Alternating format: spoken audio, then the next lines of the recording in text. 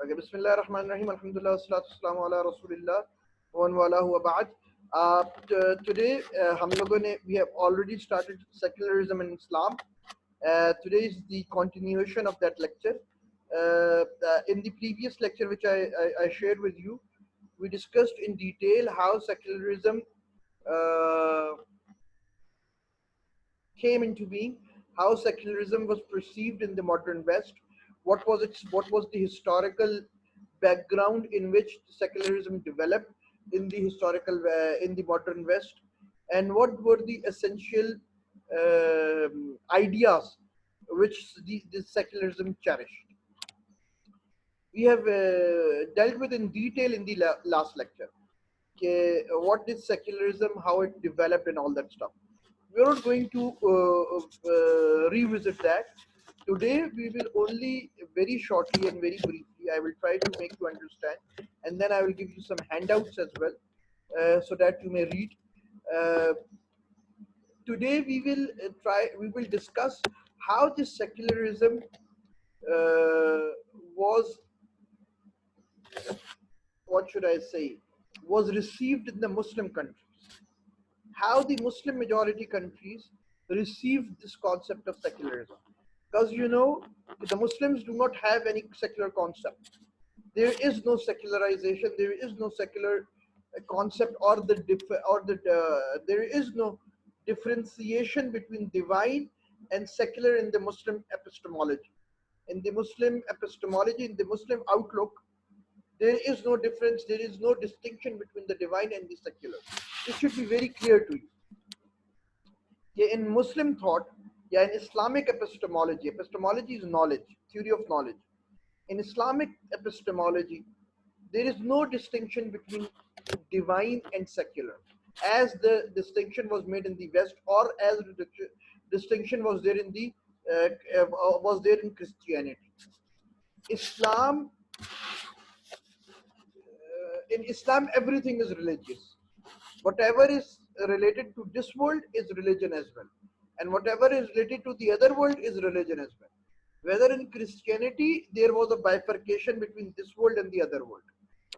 This world this world was associated to the worldly life, and the other world was religious life. Okay?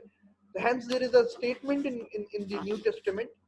I think it is in the Gospel of John. I think it is in the.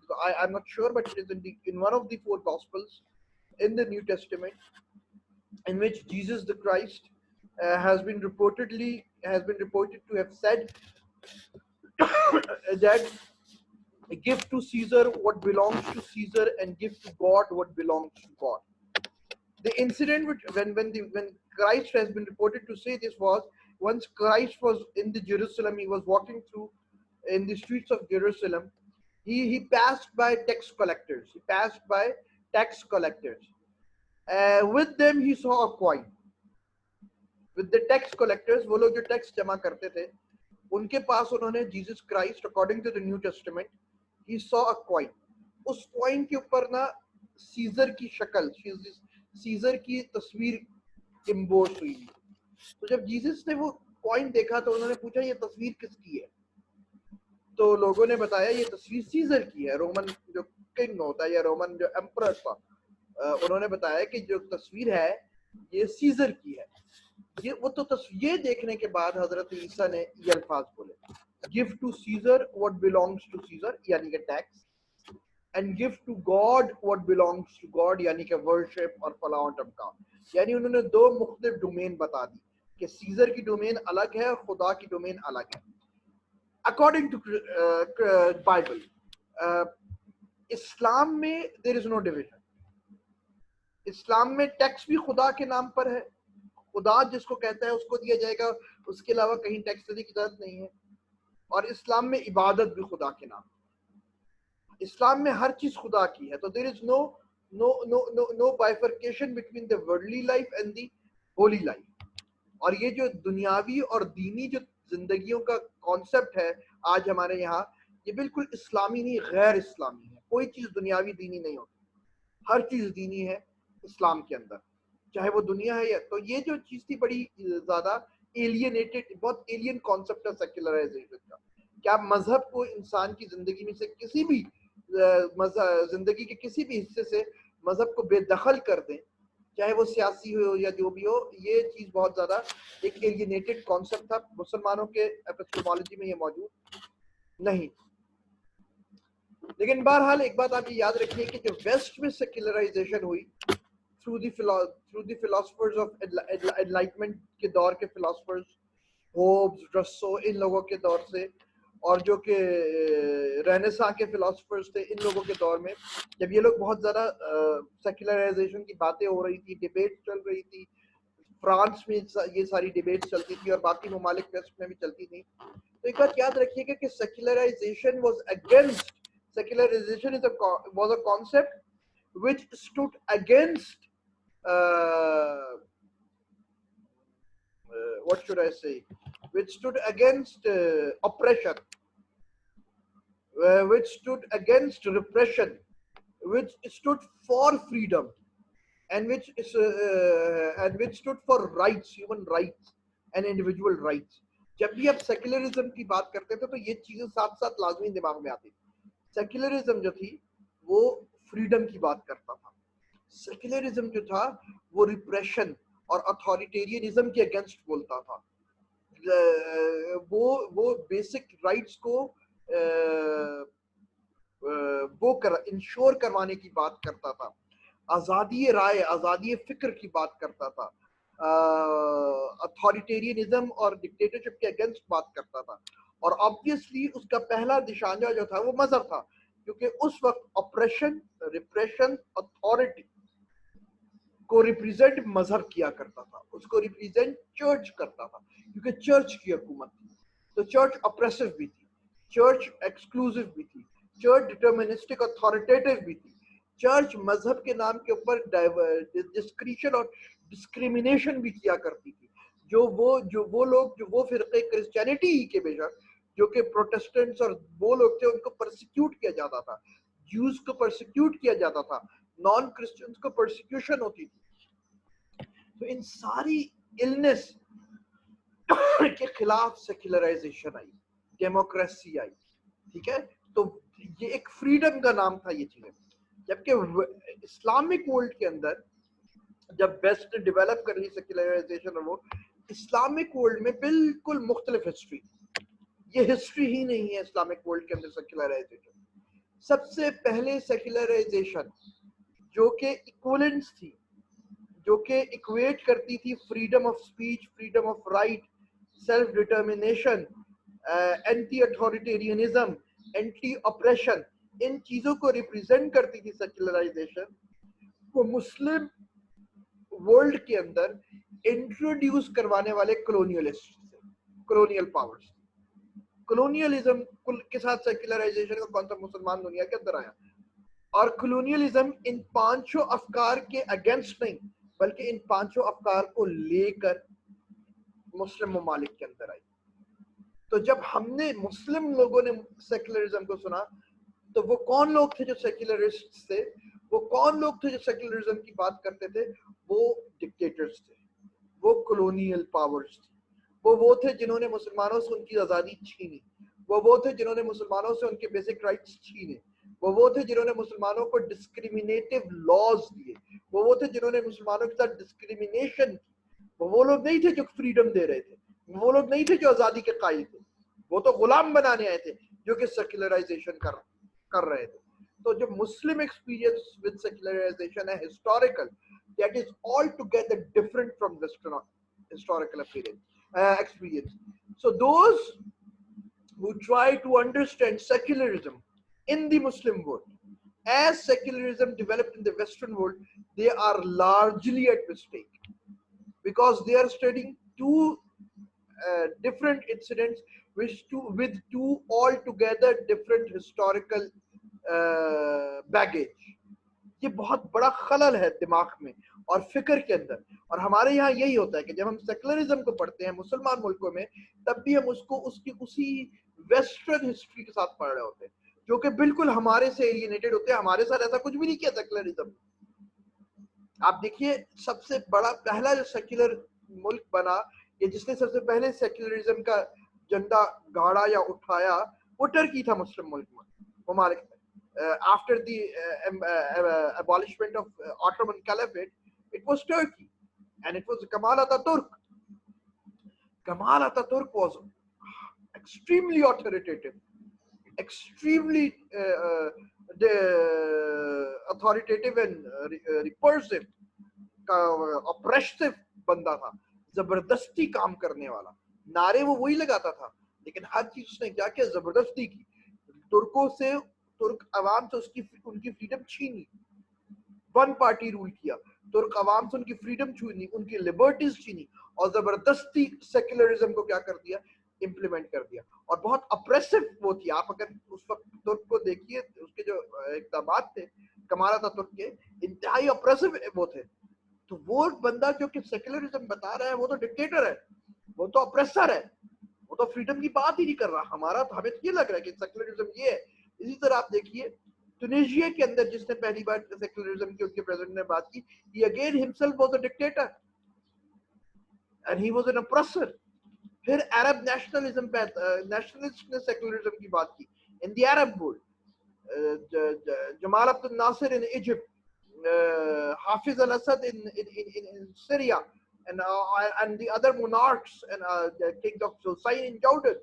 یہ جو monarchs تھے اور یہ جو dictators تھے. حافظ al Assad is not, یہاں جو حافظ ہے وہ قرآن کا حافظ نہیں تھا, وہ اس کا نام ہے حافظ. He was not a حافظ القرآن. He had nothing to do with religion. He was an anti-religion person. لیکن آپ دیکھیے کہ جمال عبد الناصر, پھر انور سادات, یہ سارے سیکولرسٹ تھے, عرب نیشنلسٹ تھے, اور کیا تھے, extremely authoritative, extremely repressive, extremely oppressive. Egypt کے اندر کوئی آزادی نہیں تھی, کسی قسم کی کوئی آزادی نہیں تھی لوگوں کو. وہ کوئی اپنی زندگی اپنی مرضی سے نہیں گزار سکتے تھے. آپ کو یہ بات دیکھیے, ہم نے تو یہ بات دیکھی ہے کہ ہمارے جو ایجپشین ٹیچرز تھے جو اسلامک یونیورسٹی میں ہمیں پڑھاتے تھے, جب وہ اس پاکستان میں پڑھاتے تھے تو داڑھی چھوڑ رکھ لیتے تھے, اور جب وہ چھٹیاں گزارنے ایجپٹ جاتے تھے تو شیو کر لیتے تھے, اور جب چھٹی گزار کے آتے تھے تو کلین شیو آتے تھے. میں نے خود اپنے ٹیچر سے پوچھا آپ یہ کیوں کرتے ہیں, تو انہوں نے کہا کہ اگر میرے پاسپورٹ پہ جو میری پکچر ہے وہ بغیر داڑھی کے, اور اگر میں یہاں سے داڑھی رکھ کے جاؤں گا تو میں ایئرپورٹ پر ہی گرفتار کر لیا جاؤں گا کہ داڑھی کیوں رکھی. اور یہ کہانی نہیں ہے, دس از حقیقت. Let me tell you another story. One of my Egyptian teachers, he was here. He is my sheikh. I once said to him کہ سر آپ تراویح پڑھا دیں ہمارے گھر آ کر. It is back in 2008 کی بات ہے یہ. میں نے ان سے کہا 2007-8 کی کہ سر میرے گھر آ کے آپ تراویح پڑھا دیا کریں کیونکہ آپ کی قرات بہت اچھی ہے, مجھے دل چاہتا ہے کہ اور میں لوگ جمع کر لوں گا, 5-10 لوگ ہمارے ڈرائنگ روم میں. تو can you imagine what was his response? His answer was کہ گھر میں تراویح پولیس نہیں پکڑ لے گی. جب قرآن یا نماز کی آواز گھر سے باہر جائے گی تو پولیس چھاپا نہیں مارے گی. میں نے کہا کیوں مارے گی سر؟ آج بھی یہی, آج بھی دیکھ لیجئے جو آج سیکولرسٹ ہے ایجپٹ میں, سیسی عبد الفتاح السیسی, آپ دیکھ لیجئے اس کو کتنے اپریسو ہے. آپ کچھ نہیں بول سکتے کسی کے خلاف, کوئی کام آپ نہیں کر سکتے. آپ حسنی مبارک واز لائک دس, 25 سال ایمرجنسی لگائی رکھی اس نے, 23 سال ایمرجنسی لگائی. حافظ الاسد نے یہی کیا, جو بشار کا باپ تھا, اس نے پورا حما اور اس کے علاقوں کے اوپر کو تباہ کر دیا.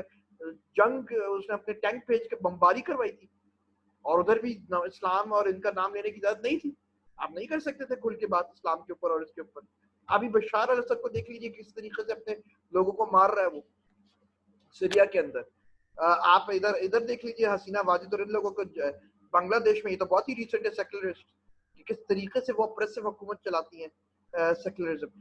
آپ انڈیا کی سیکولرزم دیکھ لیجیے کہ how oppressive they are. Indian secularist how oppressive they are.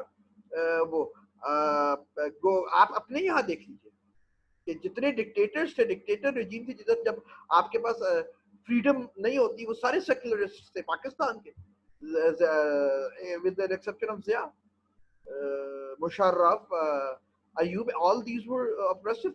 Look at the party which is the champion of secularism in Pakistan, People's Party.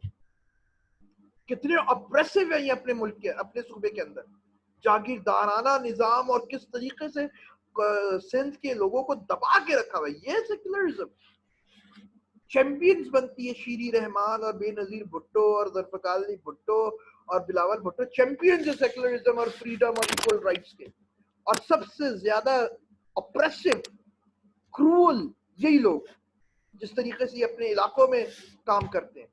So this is what secularism came up with in the Muslim countries, with oppression, with dictatorship everywhere, without any exception, Muslims کے یہاں، اور starting with the colonial parts، یہ جو گورا آیا تھا، انگریز آئے تھے اور اٹیلینز آئے تھے اور یہ لوگ آئے تھے، یہ ہمیں آزادی دینے آئے تھے. کیا ہو یار، ہم آزادی دیں اور تمہیں ترقی دیں گے؟ کیا کیا انہوں نے کلونیل پارٹس نے مسلمان ملکوں کے ساتھ؟ صرف لوٹا، جدھر جدھر حکومت کی صرف لوٹا، اور یہی کہتے تھے کہ سیکولر ہونا چاہیے. تو یہ جو کانسیپٹ ہے سیکولرزم کا، یہ جو مقدمہ ہے سیکولرزم کا، کہ وہ یہ چیزیں انشور کراتی ہے فریڈم کو اور یہ اور وہ سب کچھ. Historically west and east they have all to their experience with secularism is altogether different experience, altogether different. تو ہسٹوریکلی تو یہ بات آپ سمجھ لیجیے. اس وجہ سے ہمارے یہاں ایک بہت نیچرل چیز ہونی چاہیے کہ ہم سیکولرزم کو رجسٹ کریں. لیکن عجیب سی بات ہے کہ لوگ کم ہی رجسٹ کرتے ہیں، کیونکہ ہمیں یہ تاریخ کا پتہ نہیں ہے، لیکن ہمارے سب کانشیس مائنڈ کے اندر ہمارے علاقوں کی ہسٹری میں یہ موجود ہے، ہمارے علاقے کی سب کانشیس مائنڈ میں یہ چیز موجود ہے، اپریشن اور یہ سیکولرزم کا. دوسری بات جو سیکولرسٹ کا وہ ہے مقدمہ ہے یا پھر جو ان کی پریمیسز ہے، وہ یہ ہے کہ ڈسکریمنیشن نہ ہو ریلیجن میں، ریلیجیس بیسس کے اوپر ڈسکریمنیشن نہیں ہونی چاہیے. یہ دعویٰ بھی کرسچینٹی کے ساتھ تو ٹھیک ہوتا ہے، کیونکہ کرسچینٹی کے اندر ریلیجیس ڈسکریمنیشن تھی. لیکن جب مسلمانوں نے کی حکومت تھی ہمارے علاقوں کے اندر، جب ہم حکومت میں تھے، تو ہمارا اسلامک لا تھا، وہ تو سب سے زیادہ فریڈم کا دور تھا. آپ دیکھیے کہ اس وقت ہر نان مسلم ایکسل کرتے تھے. ہماری جو کارڈوبا اور اسپین کی یونیورسٹیز تھی، ادھر سارے جیوز اور یہ لوگ پڑھا کرتے تھے، اور بڑے بڑے ڈاکٹرز اور بڑے بڑے انجینئرز اور یہ بڑے بڑے بلکہ خلیفہ کے کورٹ کے اندر یہ لوگ ہوتے تھے. جو سب سے بہترین اسکالر آج تک یہودیت نے پیدا کیا. یعنی ہمارا اگر ہم یہ کہیں کہ ہمارے اسلام میں حدیث کے سب سے بڑے امام جو تھے امام بخاری تھے، فرض کریں امام بخاری سب سے بڑے حدیث کے امام تھے، فرض کی فقہ میں سب سے بڑے امام فرض کیجیے امام ابو حنیفہ تھے، فلاں میں سب سے بڑے امام فلاں تھے. یہودیوں کا امام ابو حنیفہ پلس بخاری سب کچھ مل کر ایک بندہ ہے جو کہ ان کے یہاں سب سے بڑا اسکالر مانا جاتا ہے.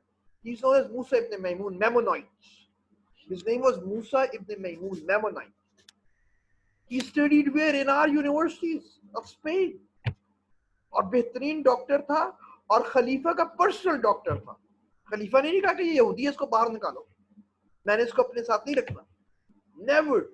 ہمارے یہاں جتنی بھی فریڈم تھی، فریڈم آف ایکسپریشن، آپ دیکھیے کہ کتنے، جیسے کہ ابو زکریا الرازی، ناٹ امام رازی. There are many Razis in Islamic history. One is Imam Razi, Fakhruddin al-Razi. He was a very great giant imam of Aqidah and philosophy and all these and fiqh. There is one another Razi. There are many Razis. One other Razi whose name is Abu Zakaria al-Razi. He was a very prominent, very famous doctor, medical doctor. He was not a Muslim. لیکن آج بھی مسلم جو community تھی اس نے بڑا اس کو وہ رکھا، اس کو ایکسیپٹ کیا. آج بھی ابو زکریا، جب بھی بہترین ڈاکٹرز کے نام ہوتے ہیں، ہر کوئی کہتا ہے کہ مسلمانوں کی سویلائزیشن میں ابو زکریا رازی کا نام آتا ہے. کسی نے نہیں کہا تو بس تک یہ نان مسلمان ہے، یہ نان مسلمان ہے، کسی نے نہیں کہا. وی ور ویری اوپن مائنڈیڈ. میں یہ لفظ استعمال نہیں کرنا چاہتا کیونکہ اب لبرلس بہت غلط معنی میں استعمال ہوتا ہے. اب جس معنی کے اندر لبرل استعمال ہوتا ہے مسلم وہ 2 نمبری ہے صرف. لیکن ایکچوئل لبرٹی جو تھی وہ تو ہم مسلمان تھے، ہمارا مذہب دیتا تھا. تو ڈسکریمنیٹو تو مذہب ہے ہی نہیں ہمارا. اگر کوئی کہے کہ مذہب سیکولرزم یا ہمیں اس وجہ سے چاہیے تاکہ ڈسکریمنیشن نہ ہو، تو اسلام میں تو کوئی ڈسکریمنیشن نہیں ہے. جو قانون غیر مسلمانوں کے لیے وہی مسلمانوں کے لیے. تو آپ کو کیا ضرورت ہے پھر آپ اسلام کے خلاف پیش؟ کا مطلب یہ ہے کہ they do not want equal rights, they do not want religion. اگر ریلیجن ایکول رائٹس دے رہا ہے پھر بھی ان کو مذہب نہیں چاہیے، کیونکہ ان کی خار یا ان کا آبجیکٹو ایکول رائٹس لینا نہیں ہے، ان کا آبجیکٹو مذہب کو ختم کرنا. آج کل کے لوگوں آج میں I'm not talking about mullah. Mullah is discriminative. Mullah is oppressive. But mullah is not Islam. Islam is something other than mullah. Islam is what Islam is like. What the teachings which are there in the authoritative text of Islam and the authoritative tradition of Islam. That is what is Islam. Not what mullah says. Mullah is oppressive. Mullah is extremist. Mullah is authoritative, but Islam is not like that. کوئی ایک ایسا قانون ہمارا ایسا نہیں ہے جو کہ ڈسکریمنیٹو ہو. ہاں ڈسکریمنیشن اور ڈیفینیٹو دو ڈفرنٹ چیزیں. Every law has the right to define things, but they should not be discriminative. Islam also defines things, but it does not discriminate. For example, ایک میں آپ کو مثال دیتا ہوں جو کہ لوگ کہتے ہیں کہ اسلام میں نان مسلم ہیڈ آف دا اسٹیٹ نہیں بن سکتا. That's discriminative. No, that's not discriminative. That's definitive. کیوں ڈسکریمنیٹو ہے؟ کیا میں امریکہ کا صدر میں بن سکتا ہوں؟ نہیں. کیوں نہیں بن سکتا؟ کیونکہ آپ امریکی نیشنل نہیں ہیں. میں کہوں یار یہ تو غلط بات ہے. امریکی نیشنل زیادہ سپیریئر ہیومن بینگ ہے پاکستانی نیشنل سے. یہ تو یہ مطلب ہو گیا کہ امریکی نیشنل سپیریئر ہے, پاکستانی نیشنل انفیریئر ہے, اور یہ تو ہیومینٹیز کے خلاف ہے اور ہیومنزم کے خلاف اور فلاں ٹپ کا. اگر میں یہ کرنے لگوں تو لوگ کہیں گے بکواس کر رہا ہے یار. ان کا ایک لا ہے, وہ آپ مذہب پہ نہیں, انہوں نے نیشنل انٹرسٹ کے اوپر لا بنایا ہوا ہے. انہوں نے جو ڈیفینیشن دی ہے وہ نیشنلٹی, نیشنل باؤنڈری کے تحت دی ہے کہ امریکہ میں رہیں اور فلاں ٹیکس اتنے سال ٹیکس دیں. یہ ساری جو ڈیفینیشنز دی گئی ہیں یہ کس کی چیز کے اوپر دی گئی؟ وہی اس کی بیس ہے نا, وہ نیشنلزم ہے, نیشنل باؤنڈریز ہے. میں یہ ڈیفینیشن نیشنلزم پہ نہیں دیتا. میں یہ کہتا ہوں کہ میری یہ ڈیفینیشن مذہب کے اوپر ہو کہ مسلمان ہونا چاہیے بس. اگر اسٹیٹ کو یہ نیشنلزم کو اجازت ہے کہ وہ ڈیفائن کرے تو وہی اجازت مذہب کو بھی دینی چاہیے, ملنی چاہیے. کیوں مذہب کو نہ ملے؟ یہ ڈیفینیشن ہے, یہ ڈسکریمنیشن نہیں ہے. کوئی ڈسکریمنیشن نہیں ہے, یہ صرف ڈیفینیشن کی بات ہے. اس کے بعد تمام حقوق جو انڈیویجول, یہ کوئی بیسک ہیومن رائٹ نہیں ہے کہ ہر کسی کو پریزیڈنٹ بننے کی اجازت ہونی چاہیے. یہ بیسک ہیومن رائٹ نہیں ہے. میں آج آپ سے کہوں کہ جی مجھے جہاز اڑانے دیں, وہ کہیں گے بھائی لائسنس دکھاؤ. کیوں بھائی لائسنس کیوں دکھاؤں؟ میں انسان نہیں ہوں؟ پائلٹ مجھ سے بڑا انسان ہے. وہ کہے گا بھائی انسان غیر انسان کی بات نہیں ہے, یہاں پر کچھ کرائٹیریاز ہے, وہ پورا کریں گے تو آپ اڑائیں گے, نہیں کریں گے تو نہیں اڑائیں گے. اسی طریقے سے مذہب بھی کرائٹیریا بتاتا ہے. ادھر پروفیشنلزم ہے کرائٹیریا, یہاں مذہب کرائٹیریا. تو ڈیفائن کرتا ہے مذہب بالکل اسی طریقے سے جیسے ہر دوسرا کانسٹیٹیوشن ڈیفائن کرتا ہے, لیکن ڈسکریمنیٹ کہیں نہیں کرتا مذہب, اسلام کا مذہب. تو سیکولرزم کا پورا مقدمہ اگینسٹ اسلام is worthless. ہاں اگینسٹ ملائزم ہو سکتا ہے. Secularism can have a very good case against mullaism, but against Islam it has no case, because whatever secularism demands, Islam already ensures that. Islam already ensures equal rights. Islam already ensures freedom. Islam already is against oppression and authoritarianism. Look at what the Sayyidina Umar said to his governor, to one of the greatest governors of his time, اور سب سے بڑے صوبے کا governor حضرت عمر ابن عاص رضی اللہ تعالیٰ عنہ.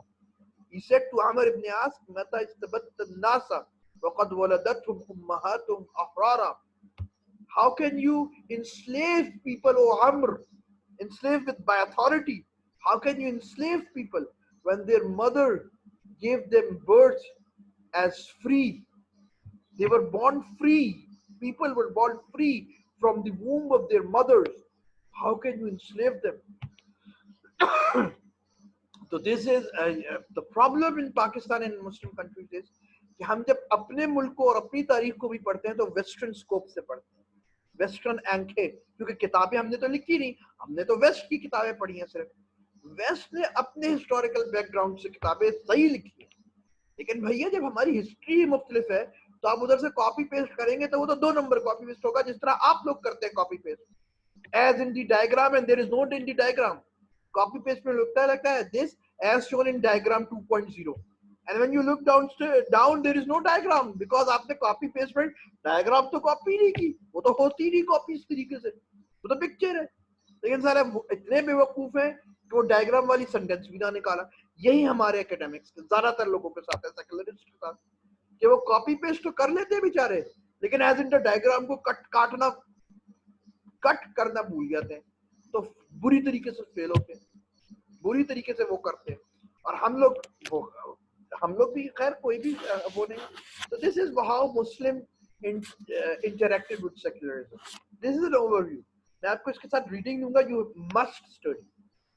You must study that reading as well. Now becomes what is democracy and is Islam compatible with democracy or not? That lecture I already have given and I will share it with you. اس کے علاوہ let's see کہ میں یہ دیکھ لیتا ہوں کہ اگر کوئی سوالات ہے تو you are allowed to ask. If there is any question, you can raise hands and ask the question. If there is any. Okay, go ahead. پہلے حنزلہ and then others. Hanzala, go ahead. سر میرا question lecture سے related نہیں ہے, تھوڑا سا آج کل کے سینیریو پہ جو چل رہا ہے. اچھا چلیے حنزلہ, پھر آپ کا کوشچن ہم آخر میں لیتے ہیں, پہلے باقیوں جی کو سر, اگر ان کا ریلیٹڈ ہے. ہاں بھی سیف اللہ. جی السلام علیکم سر. وعلیکم السلام. ہاں سر, جو آپ فریڈم آف ایکسپریشن کی بات کر رہے تھے, تو امام ابو حنیفہ نے اپنے ٹائم پہ جو انہوں نے کچھ اسلامک لا کمپائل کی, تو انہوں نے اس میں کلیئرلی فریڈم آف ایکسپریشن کو بھی مینشن کی ہے, اور انہوں نے اسپیکنگ اگینسٹ ٹائرنی آف رول اس کے اگینسٹ بھی بات کی ہے. تو شاید اسلام نے تو یہ دونوں چیزیں پہلے بیسک بتا دی تھی ہمیں. امام ابو حنیفہ نے سوری کیا بتا دی تھی؟ فریڈم آف ایکسپریشن کہ مسلمانوں کے پاس ہونا چاہیے, ایک پبلک کے پاس ہونا چاہیے, اور آپ کے پاس جو ہے وہ اگر کوئی اپریسر ہے آپ کے اوپر رول کر رہا ہے تو آپ اس کے اگینسٹ بھی بات کر سکتے ہیں. بالکل بالکل, یہ صرف امام ابو حنیفہ نے نہیں کیا, یہ ہر امام نے کیا, کیونکہ حدیث ہے اس کے اوپر. There is a صحیح حدیث in which the Prophet, the hadith is in Sunan Tirmidhi, and the hadith is sahih, authentic, in which the Prophet said, "Afdalul jihadi kalimatul haqq inda sultanin ja'ir." The best of the jihad is to say the right thing, is to say the truth in front of an oppressive ruler. Oppressive ruler کے سامنے حق بات کہنا سب سے بڑا جہاد ہے. This is not Abu Hanifa who is stating this. This is the Prophet sallallahu alaihi wasallam who's saying this, and all the imams accepted this. Yes, absolutely right. There is freedom of expression in Islam. آپ دیکھیے, freedom of expression ایک چیز ہوتی ہے, abuse of that freedom is something else. In the name of freedom of expression, I cannot allow you to abuse someone. ادھر آپ گالن گلوچ شروع کر دیں میرے ساتھ یا اپنے دوستوں کے کلاس والے استاد, in the name of freedom of expression, that's not freedom of expression. Abuse کی اجازت نہیں ہے. You have all the right to say whatever you think in a very moral and ethical way. Yes, that everyone ensures, not only Abu Hanifa rahmatullah alayh, all the great imams of Islam have ensured that, because the Prophet has ensured that sallallahu alayhi wa sallam. Clear? Answer ہو گیا یہی؟ Yes sir, thank you. Who's left now? Hamza, go ahead. سر میرا question السلام علیکم سر. حمزہ, yes جی بولیے.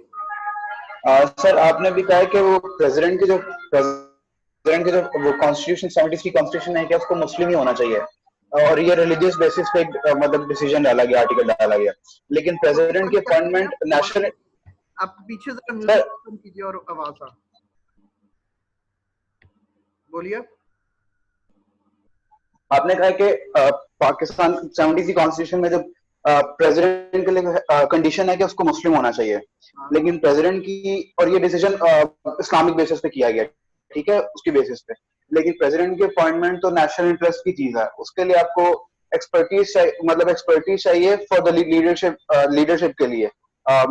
مسلم ہونا اس کا ضروری تو نہیں ہے, تو پھر یہ ایسا کیوں ہے سر؟ اچھا, پہلی بات تو آپ یہ سمجھ لیجئے کہ 1973 کے کانسٹیٹیوشن میں اس کے پریمبل جو ہے ہمارا, وہ کانسٹیٹیوشنلی اسپیکنگ ہمارا جو پریمبل ہے وہ that's the objective resolution. Objective resolution کے اندر یہ بات بالکل واضح کر دی گئی تھی کہ it's an Islamic state. Pakistan جو ہے وہ اسلامک اسٹیٹ ہے, در اسلام کے پرنسپلس کو وہ کیا جائے گا.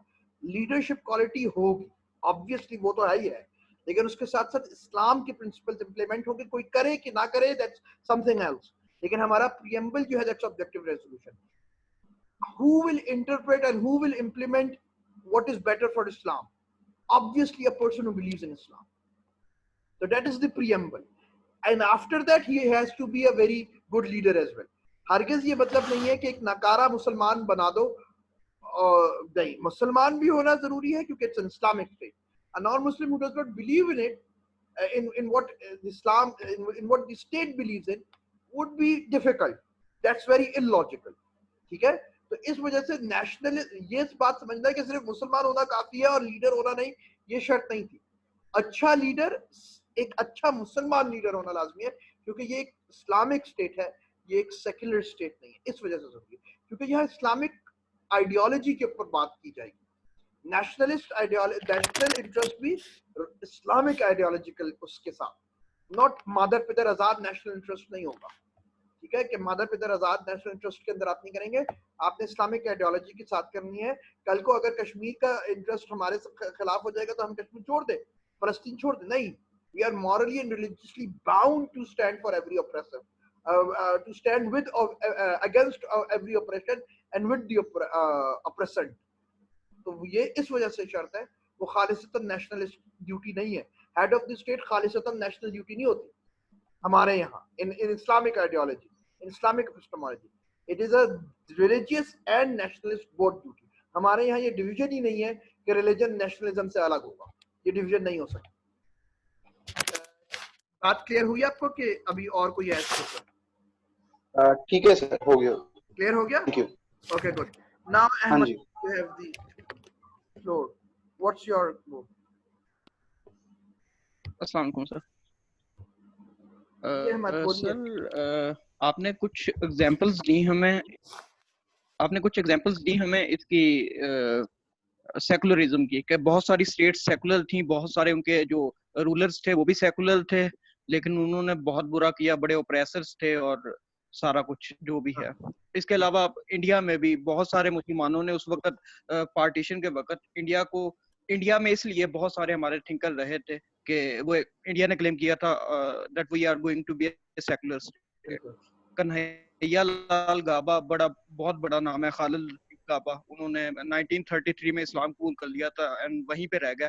اور پارٹیشن کے بعد انہوں نے کس کی اسٹڈی بھی کی تھی, پیسو وائسز کے نام سے. اچھا, تو اس میں ان کا جو کلیم ہے کہ انڈیا کہتا تو تھا کہ ہم سیکولر اسٹیٹ ہیں, لیکن یہ سیکولر اسٹیٹ ہے نہیں, کیونکہ یہاں پہ جو سیکولرزم کے پرنسپلز ہیں وہ